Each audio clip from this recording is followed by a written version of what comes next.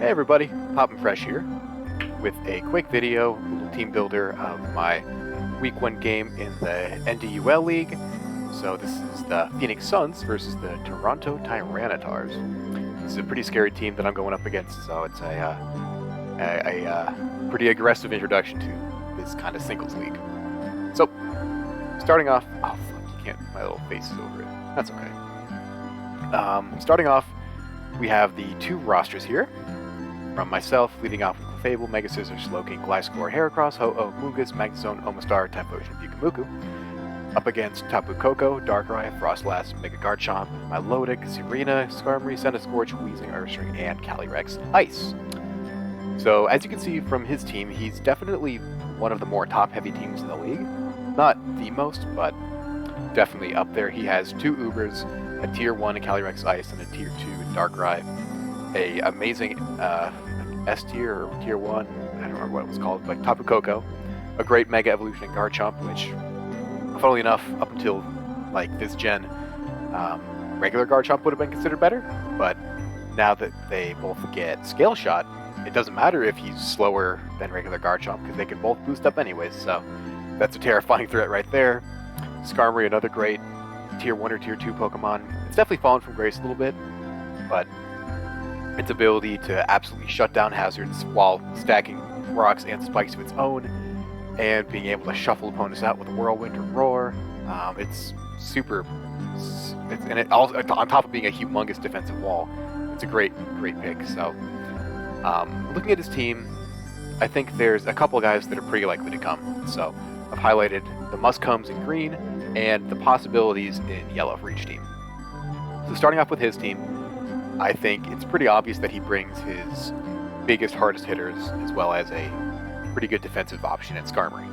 So, Tapu Koko, super versatile, electric terrain, go physical or special. One downside of this league is that Tapu Koko can't run Z, which is definitely a negative for it here, whereas in the past it could run Z.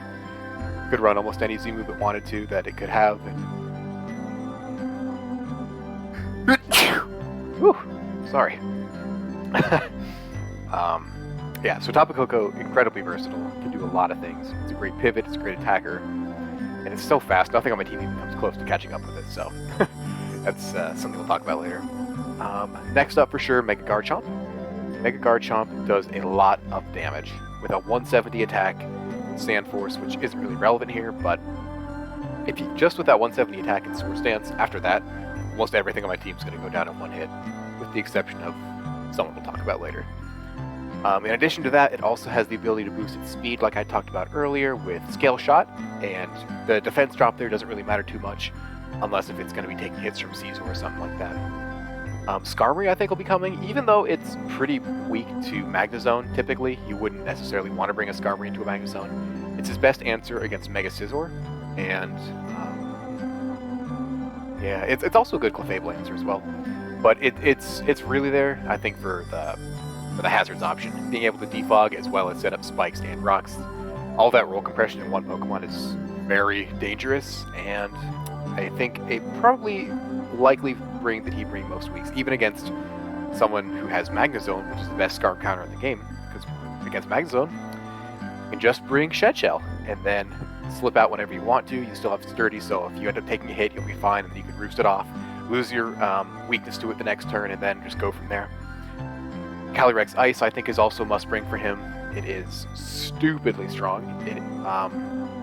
If it has any kind of speed-boosting ability to get faster than my team, that's a quick way to blow through me. With that, what is it, the Ice Neigh? Shivering Cold Neigh, something like that. Whatever that ability is, it's really, really good. It also, shutting down barriers isn't so relevant in singles, but it's more so in doubles. But just beyond that, anything with a 165 attack and a 130 move that doesn't miss and it's Ice type, that's a recipe for disaster for me. So those are his must brings. I think his likely to brings are either Darkrai, Frostlass, and Milotic. I think Darkrai because again it's a fast special attacker, and my team's biggest special wall is Slowking, who is not going to be living many Dark Pulses from Darkrai, so that's something I have to consider. Frostlass, I think, is a possible bring due to just extra spike support. Well, not spin blocking, my teams have a spinner. And It's also pretty capable of doing annoying Destiny Bond stuff, which with a sash, like, it's pretty easy to do. And lastly is Milotic. I think Milotic can come just as kind of a blanket, bulky, water-type answer. It resists my Scissors bullet punches, and Ho-Oh, it's a pretty good answer too. It's also just a pretty good Stallmon. It has Toxic. I have a couple months on my team who really don't want to get Toxic, namely Slowking and Ho-Oh. I do have Gliscor who really wants to get Toxic, so hopefully that'll be a little bit of discouragement there. But this is essentially the 7 threats I prepared for, and going forward we'll talk about why I'm bringing the ones I'm bringing. So before we do that, just kind of a overview of what each of these teams are capable of. In terms of hazards, it's essentially it's going to be Skarmory, Garchomp, or Frostlass. I don't think he's bringing Weezing to this, and that's his only other option. I have definitely all 3 options available, but we'll talk about that later. In terms of hazard removal, it's either going to be Defog Coco or Defog Skarm. I really don't see Serena coming here. It's a pretty bad matchup against my team. Scizor destroys it, Skarmory destroys it. It can only really do well against maybe Slowking, Pukamuku, and Gliscor with its new triple axle, but I don't think that's something I have to worry about. As far as momentum, is really the only one I'm worried about is Coco. If he brings Milotic, I don't really think it'll have Flip Turn. That might be kind of nice on a slower, bulkier Milotic, but I don't think I've seen that, so we will cross that bridge when we come to it. Cleric, he doesn't really have much options there. I don't think you run around with ARP on a Ice Rider Calyrex. And then phasing, I don't think it's going to be too big of a concern here. A lot of his mons get it, but against my team, it's not really I don't really think it makes that big of a difference against my team. Most of my team's not weak to it. Ho-Oh will have boots, obviously, and I have a good amount of options to keep the hazards off my side of the field, so I don't think that's something he brings. Lastly, we have status, but my team's very passive, so I don't think he needs to prioritize bringing Will-O-Wisp. Maybe for Scizor, but you can just run HP Fire. So, now we're going to talk about the guys who I think I have to bring this week. Number 1, surprisingly enough, is little Pukamuku. I really need him because when I was doing the calcs, if he gets a boost on either Mega Garchomp or on Calyrex, that's pretty much lights out for the rest of my team, with the exception of this little guy. So, his Unaware ability here really helps. It's him and Clefable are going to be my setup sweeper stoppers for the season, and I really need them to be able to pull their weight, so I definitely need to bring Pukamuku. And he's a must-bring as opposed to Clefable, because he has that crucial ice resist, whereas, yeah, Clefable has a dragon immunity from Garchomp, but he'll still smack her with an Earthquake for neutral, so it doesn't really make too big of a difference there. Whereas Pukamuku at least has a resist for Calyrex, and then I don't think Calyrex gets a good physical psychic move, which makes a huge difference there. So it's either a resist plus a neutrality or a neutrality and immunity, which typically you choose the neutrality and the immunity, but I think in this specific case, you'll see later that I need to bring Pukamuku. Heracross I think is a must bring, which is kind of bizarre, but with his two Ubers being weak to Bug, if I get a single Moxie boost, I can start smashing through the rest of his team with Scarf, and I'm going to try that strategy I talked about a little earlier. At least I think I talked about it in my team review with the Heracross with spikes and the attacking moves. If I switch in and I know I'm going to scare you out, I can just spike up on you on the switch, which can get my team incremental advantages.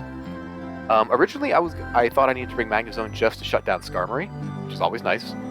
But the more I looked into it, the more I realized he knows I have Magnazone, so he either will not bring Skarmory, or he'll bring Skarmory with a Shed Shell. In which case, I realized I probably don't actually need to run Magnet Pull on Magnazone. I can run something else. So it's kind of bait to see if he'll take it. And Ho-Oh's just really good against his team. Ho-Oh does have some good defensive utility. It's immune to the Earthquake.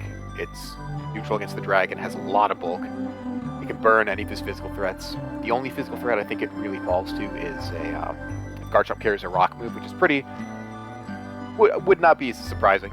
So I need to play around that pretty carefully and figure out if he has that type of attack or not, which is good for Magnazone because Magnazone is a pivot into that to resist the Rock. And then we're talking about the guys that I might want to bring. So I have to pick 2 of these to figure out who's going to come on the team. So Clefable, like I said before, is another great Unaware wall, which is very helpful against his team of Mega Garchomp as well as Calyrex Ice. But unfortunately, when I was running the calculations, when you fully invest in physical bulk with Clefable and Pukamuku, Pukamuku does come out a little bit ahead, and I do not believe that either of his big physical attackers that I'm worrying about, I don't think either of them get taunt. I could probably check, but I'm just going to roll with it and say they probably don't get taunt. And that's really the only, in this case, that's the only downside of Pukamuku over Clefable. It has the extra bulk, but it's supreme taunt bait, so something I have to keep an eye out for. But I think I'm going to skip Clefable this week. Another possible option is Mega Scizor. It's a great defensive option, super good typing, and it's pretty bulky on both sides of the spectrum, as a matter of fact. Being as physically bulky as Skarmory and pretty specially bulky as well. It also has setup options to boost my attacks, so I can invest more into defense right off the bat. Gliscor is another option, very defensive. He is another rocker on my team, and he can stop Koko and Garchomp in their tracks. Stops Garchomp because he has that natural physical bulk that Garchomp does not want to try to mess around with. He's immune to his ground attacks. And in terms of Koko, he always lives at HP Ice from Specs Koko with this, well, I'm getting ahead of myself, but he always shuts down a Koko, assuming it doesn't have HP Ice, but this one probably will.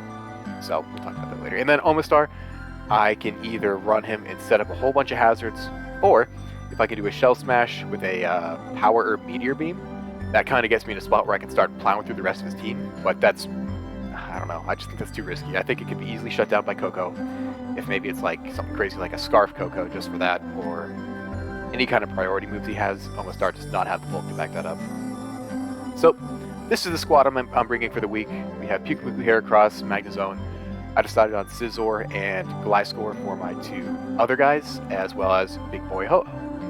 So now, we're going to go through the sets. So Pukamuku, fully physically defensive with Unaware, Lefties, Protect, Toxic, Recover, and Block. So, this set is essentially the standard Pukamuku set, with the exception of Soak, but I figured since he's probably going to be running Shed Shell Skarmory, I don't need to, I can't trap it in, so there's no point in converting it to a water type and beating it down there. I can just smash through it with either Magnazone or Ho-Oh or something like that. So these calcs here are the exact reason why I am bringing it this week. If you look at these, we have Choice Band Calyrex Ice, Max Attack, boosts don't matter because of Unaware. With Glacial Lance, it is only a 3-hit KO. So that means I can recover through it, I can Toxic Stall it out. With Pukamuku, it's if you can make sure he's 3-hit KO'd, that's the magic number. If barring crits, that means I can recover, Toxic, Protect, Stall anything else out. Protect's here instead of Soak, essentially so I can get those little tiny incremental 6% here and there, which could definitely make the difference on some of these closer rolls, and give me a little bit of crit insurance on some less powerful Pokemon. And then you can see there for Garchomp as well. It's not, I didn't run Adamant in the calc, but he could run Adamant, which again, if he runs Adamant, that's where the leftovers come into play. I can protect in between my recovers to make sure that I don't get 2-hit KO, and I can bump that up to the 3-hit KO to verify that I survive with the recovery. And ideally, this is a guy I want to get pivoted in on Garchomp and Calyrex. I spelled Garchomp wrong, Garchomp. And ideally, that'll be from Scizor. Well, I don't know why I said from Scizor. I think that's back when I had U-turn on Scizor. But yeah, I want to get Pukamuku in safely, and then trap whatever comes in. And eventually, by whittling down his team, I'll get to the point where I can trap either Garchomp or Calyrex and slowly whittle them down with Toxic. Up next is Heracross. Like I said before, he is Choice Scarf Moxie, Adamant Nature. This speed spread outspeeds Max Timid Koko by 1 point, so if anything outspeeds Heracross, I know it's boosting. With Spikes, Mega Horn, Earthquake, and Toxic. No need for a fighting move because Mega Horn gets the job done on everything on his team. Yeah, I don't think there's any relevant target that I need to hit with a close combat as opposed to a Mega Horn. But we have Spikes for the threat on the switch, Mega Horn and Earthquake for good damage, Earthquakes for Koko, and that can, let's see. Yeah, so Earthquake against a 252 HP Koko is a humongous chunk of damage, so if I need to revenge kill and get the train rolling, I can do that and get it started. Again, I have also a lot of damage that I could do against Darkrai and Calyrex. Garchomp is kind of a problem here, but hopefully I'll be facing Garchomp with a +1 boost, or maybe it'll have some prior damage, and then we'll just kind of go from there. I also have Toxic on it just in case I need to, in case I get it in a spot where I don't need Heracross to sweep the rest of the game, and I need that kind of continuous damage. I think Toxic's actually there for the Garchomp matchup, so that even if it has a, I guess if it has the, I have to check the speed. If it can outspeed a +1 Garchomp, I can get a Toxic off and then get in Pukamuku safely and not have to waste a turn. Well, if I get a Toxic off on Garchomp, I can even switch in Pukamuku on attack, so I don't have to waste a turn going for Toxic, and I can just recover, stall it out from there. So, okay, that makes sense. Up next, we have Magnazone. I ended up going for Sturdy over Magnet Pull, because I assume if he does bring Skarmory, it will be Shed Shell or something like that. So instead, I went for Sturdy, so that I can have a slightly higher chance of surviving against Garchomp. I'm running Specs, and then a pretty standard moveset. Volt Switch, Flash Cannon, Thunderbolt, HP Ice, and these are all my relevant calcs, and he does a lot of damage against this team. HP Ice has, after hazards, has a pretty good chance to 2-hit KO Skarmory, which is relevant because if I bring this guy in, wait, why do I have that? That calc's not the most relevant. Anyways, with a Flash Cannon, I have a good shot at Oko Wing, Calyrex Ice after 1 layer of spikes, assuming I don't have rocks up. I have a guaranteed Oko on a Mega Garchomp with max HP with the Hidden Power Ice, and that's the reason for the Sturdy. If I can get him in cleanly, and assuming the hazards are off my field, I can live whatever Garchomp does, and I can Oko it back. And if I can do that, that's a huge momentum swing in my favor, so definitely an important calc there. Flash Cannon against Coco is almost an Oko. It's an Oko 40% of the time. And then a Thunderbolt against Milotic is also an Oko. So, pretty potent threat. I just need to play very carefully and make sure it doesn't get whacked by a random ground move or take prior damage and then get dunked by Garchomp.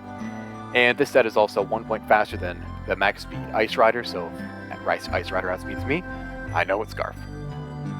Up next we have Ho-Oh. This Ho-Oh set's not very creative. I just took it off of its recommended moveset from, I think, Anything Goes format. So it's just a standard bulky Ho-Oh. Defog, Toxic, Sacred Fire, and Roar. I have Roar over Whirlwind because that gets around substitutes. Still not too sold on this. I don't know if this does a good enough job. I might want to put Protect here in case I need to scout for Garchomp having the rock move, but I don't think I'm gonna. I think it's fine. Watch, that'll come back to bite me in the ass. And I think this is last. We have Mega Scizor. We're doing 252 HP, 52 defense, and 204 speed def. A pretty slow, bulky moveset of Curse, Roost, Bullet Punch, and Bug Bite. So again, we have relevant calcs here. These are mostly defensive calcs. So I can live a modest max attack, HP Fire from Coco. I can live the same. I can almost always live the same. Wait, no. I almost always die from Darkrai's Hidden Power Fire if it specs. So that also helps me determine what kind of sets my opponent's running. If I die or almost die from the HP Fire, I know there's specs, in which case that's a perfect opportunity for Heracross to come in and start cleaning up. And Scizor's also here is because it's a really good Garchomp answer. It only has a little more than a 50% chance to 2-hit KO, and that's before I get a Curse boost off. So after that, that drops and it drops and it drops, and then I get to Roost, and then Garchomp never kills me from there. Garchomp does have the possibility of running Fire Blast, so that's something you have to keep in mind. If he does have Fire Blast, his Garchomp could run Fire Blast and a Rock move, which would put me in a pretty tough spot, because then he could take out Ho-Oh and Scizor. Those two are supposed to kind of cover each other's weaknesses, so I'll have to. If he has that though, he only has one other move. Yeah, I think I'll be okay. Sorry, I'm still kind of building this team in my head. And then we have some offensive calcs here. Oh wait, I also survived the Glacial Lance. That's pretty good. I also do have some offensive calcs here. A Bug Bite will always 2-hit KO Ice or Calyrex Ice after a Curse, and a Bug Bite always Okos a Darkrai, or almost always Okos a Darkrai, and has a guaranteed Bullet Punch follow-up. Oh, and last we have Gliscor. This is a pretty standard, especially defensive Gliscor, meant to live a HP Ice from Coco, and then kill it back with Earthquake. This is kind of just a pivot. it's a good switch into Mega Garchomp. I'm still not 100% sold on it, but yeah, we'll see. So that's all I got for this week. Kind of quick. Pretty busy this week, so I'm surprised this is. Oh my god, this is 20 minutes long. I'm surprised that I went this long, but yeah, that's the team. Playing the game tomorrow morning, so we will see how it goes then. Alrighty, take it easy.